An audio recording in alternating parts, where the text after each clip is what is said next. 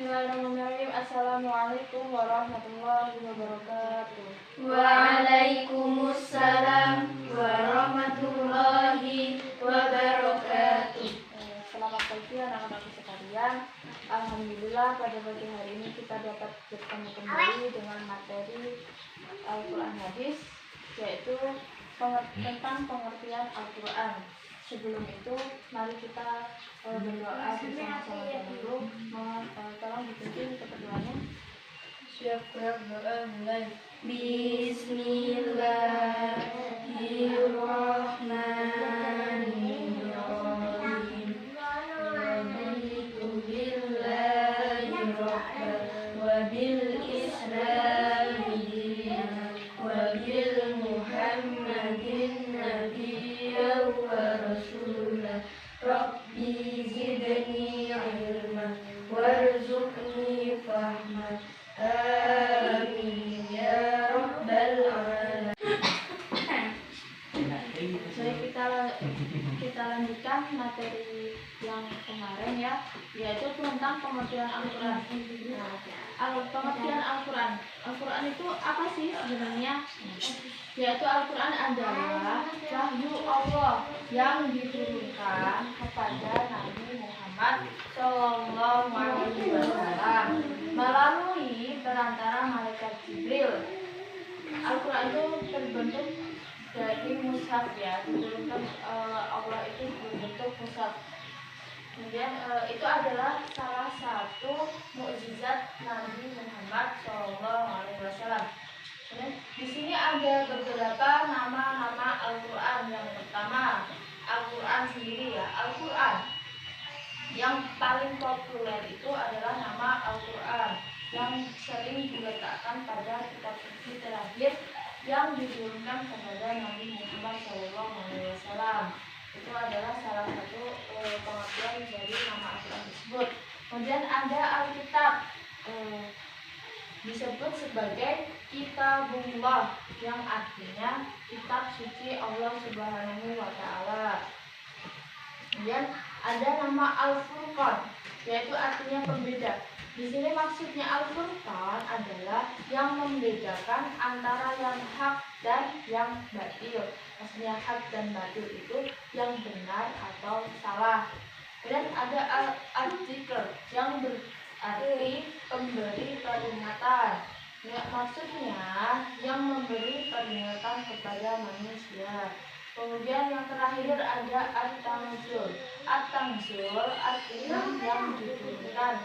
Maksudnya At-Tanzil adalah Al-Quran diturunkan oleh Allah SWT kepada Nabi Muhammad SAW melalui perantara malaikat Jibril alaihissalam untuk disampaikan kepada seluruh umat manusia.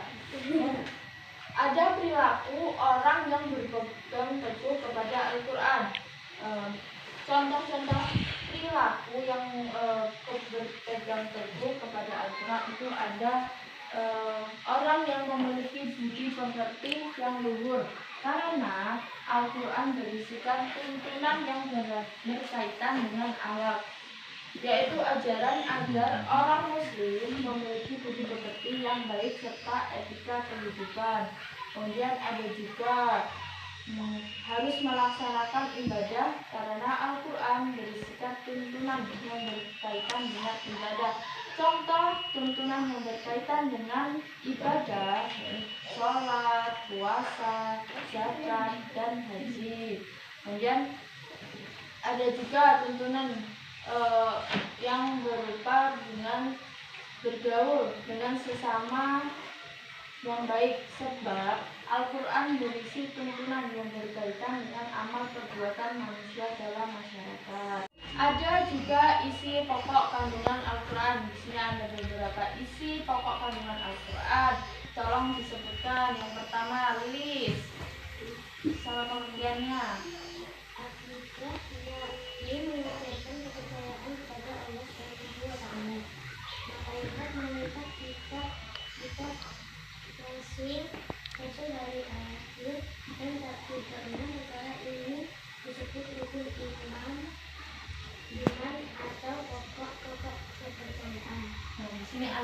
Akidah itu merupakan tercantum rukun iman atau pokok-pokok kepercayaan. Kemudian yang kedua, sifat yang kedua Ibadah, yakni mengajarkan cara-cara ibadah kepada Allah Subhanahu wa Ta'ala. Manusia ada ibadah. Ibadah itu adalah tata cara bagaimana cara kita ibadah untuk berdoa kepada Allah Subhanahu wa Ta'ala, meyakini dengan kekuasaan Allah. Kemudian ada juga yang ketiga, poin ketiga,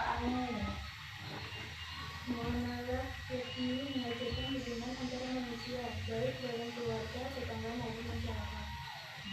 Kemudian yang keempat, Alinda. Al-Ikhlas, al-Iman, yakni suci seperti memelihara baik dengan anggota keluarga, masyarakat secara umum,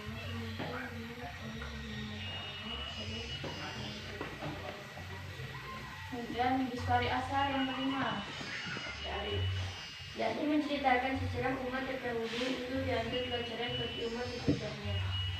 yang terakhir Ahmad Rifai. syariat, yakni mengajarkan tentang penanggulan secara menyeluruh yang berkaitan dengan ibadah, akidah, dan muamalah. Di sini isi pokok kandungan Al-Quran yaitu ada 6. Yang pertama akidah, ibadah, muamalah, akhlak, tarikh, syariat. Dan keistimewaan Al-Quran. Apa sih keistimewaan Al-Quran? Yaitu di dalam surat Al-Ma'idah ayat 48. Dan kami telah turunkan kepadamu Al-Quran dengan membawa kebenaran, membenarkan apa yang sebelumnya, yaitu kitab-kitab atau yang diturunkan sebelumnya, dan batu ujian terhadap kitab-kitab yang lain itu. Yang dimaksud di sini yang pertama dalam kandungan surat Al-Ma'idah ayat 48 yaitu membenarkan isi kitab sebelumnya, yaitu apa saja sih kitab sebelumnya yang turun sebelum Al-Quran. Ada Taurat, Zabur, dan Injil. Adapun yang dibenarkan ialah yang masih asli, belum dicampuri perkataan manusia. Al-Quran membenarkan isi-isi kitab sebelumnya karena inti ajaran dalam kitab-kitab tersebut sama dengan inti ajaran Al-Quran, yakni menegaskan Allah Subhanahu wa Ta'ala. Dan isi kandungan yang kedua yaitu menjadi batu ujian. Maksudnya apabila yang tersebut di dalam kitab-kitab yang terdahulu sesuai dengan Al-Quran itu adalah benar. Sebaliknya apabila yang tersebut itu tidak sesuai dengan Al-Quran itu salah. Dan yang terakhir itu ada hikmah diturunkannya Al-Quran. Apa saja hikmah yang diturunkan Al-Quran?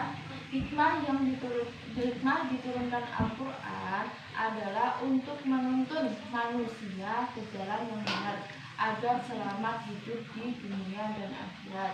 Jadi Al-Quran itu adalah sebagai panutan atau tuntunan agar kita selamat di dunia dan di akhirat. Alhamdulillah materi tentang Al-Quran kita sudah selesai. Untuk penjelasan hari ini tolong kerjakan di rumah, yaitu pengertian Al-Quran, macam-macam Al-Quran, kemudian contoh di kehidupan nyata orang-orang yang berpegang teguh kepada Al-Quran.